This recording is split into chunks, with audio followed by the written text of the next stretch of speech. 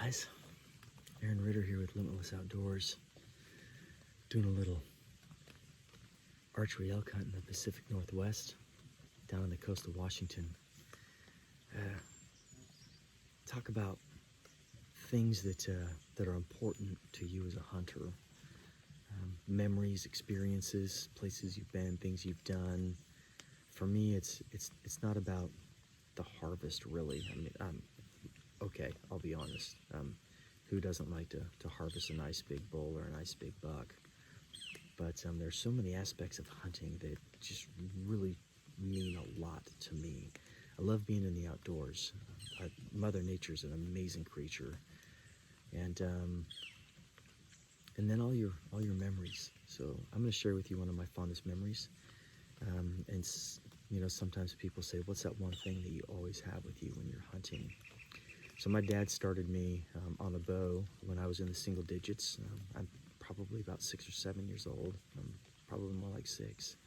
One of those little fiberglass, almost like it was a yellow fiberglass recurve bow, and I shot in the front yard under his view for hours upon hours, and then when I was old enough and strong enough, I transitioned to his Bear Kodiak. It was a 45-pound recurve, and I shot that thing for hours. I learned how to build arrows for that bow, and when I turned 16, I transitioned to a compound against my father's better wishes. He was always a strict traditional guy, but 16, caught up in the hype and the lure of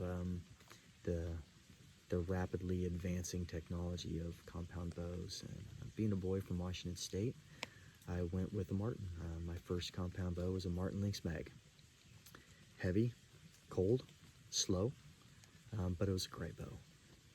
And you know, back in those days and growing up in a really, really small town, it was very common during hunting season for guys to have all their hunting gear staged in their vehicles.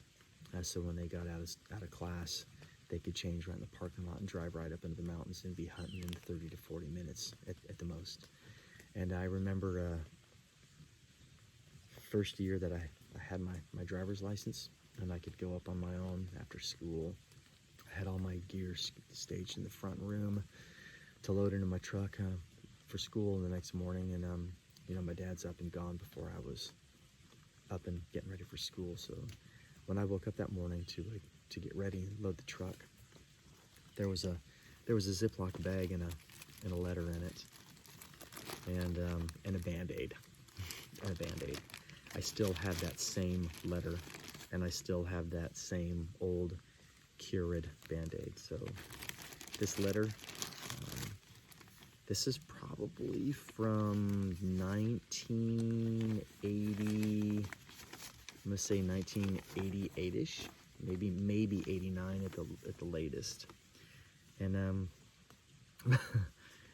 my dad says, you can see it's all yellowed and frayed, but then the first thing on it, there's 7 light items. First, sit down and get your shit together so you don't get excited and cut yourself. That was my dad's first piece of advice on this letter that he left for me. And this and then the last one, the 7th note, is throw the sucker in the truck and flap cheeks for home. So my dad, love him so much, and really molded me into the hunter that I am today. And unfortunately, he's at the age that he can't put a 25-pound day packing frame on his back and climb up and down out of these drainages and through this stuff here on the coast and hunt elk anymore. But his memory from my early hunting days with him are with me every hunt that I go on. I've never hunted without this piece of paper, without this Ziploc bag, without this Band-Aid ever since that first day. It's been all over the United States. It's been on a red stag hunt in Spain.